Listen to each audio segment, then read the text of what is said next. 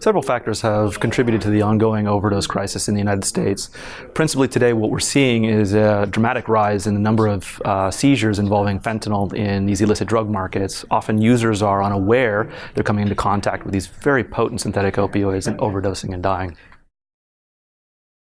There are two principal streams of importation of illicitly manufactured synthetic opioids. The first is China, direct to mail or cargo, and the second is drug trafficking organizations across the southwest border.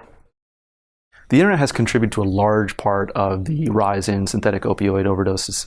Individual dealers can obtain a substantial amount of synthetic opioids direct to mail, never leaving the comfort of his or her own home, and distributing these substances downstream to users.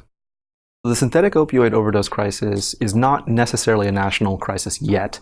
Most of the overdoses are still concentrated east of the Mississippi River. Appalachia, New England in particular, are very hard hit.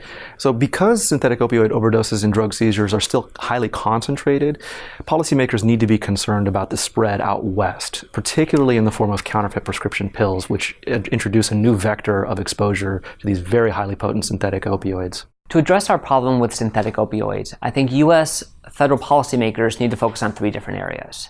One, in places that are already swamped with fentanyl, we need to figure out how to reduce exposure. Number two, we need to get creative about disrupting supply. Realize that west of the Mississippi, fentanyl still hasn't become entrenched. We're not going to eliminate supply, but if we can delay the onset, even by a couple of years, we're going to save thousands of lives. And the third area where I think the federal government could be really useful is improving surveillance and monitoring. And think about what we did at the height of the AIDS, HIV epidemic. We were putting tremendous resources into this, and we need to be doing the same thing with respect to opioids.